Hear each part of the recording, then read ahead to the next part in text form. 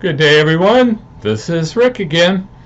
I'm going to talk really briefly about an element of physical, material, or emotional pleasure that we all Christians, um, fall for. We fall for these deceptions. I do too, all the time, and I have to constantly be on guard. You'll find this in Galatians in chapter 5. From verses 19 through 21, Paul lists a great multitude of human conditions and sins and worldly elements that will cause us to steer off that path of righteousness, that will cause us to fall. The one I want to focus on is selfish ambition. Selfish ambition is anything we think of that is good for us, no matter what the reason we're doing it for. If we could get any kind of pleasure, either pleasure in our own physical being, in our emotional state, which would include safety of our family. Because remember, the Bible says, when I think it was in Revelation, when they say safety and security, that's when sudden tribulations or trials come.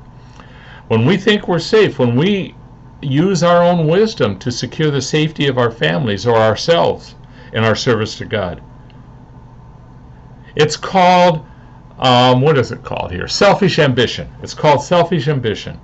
In the King James, it calls strife, but in most other translations, it's selfish ambition. So, anyway, it's anything that helps you.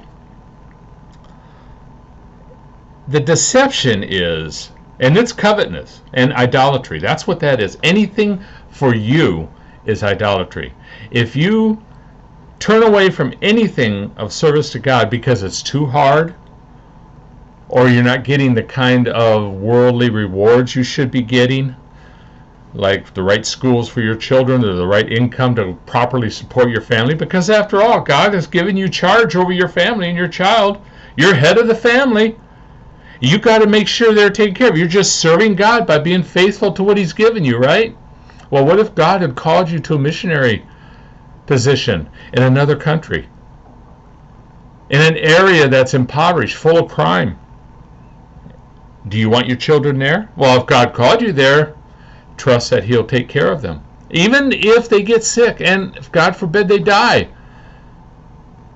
it is part of an overall plan of His.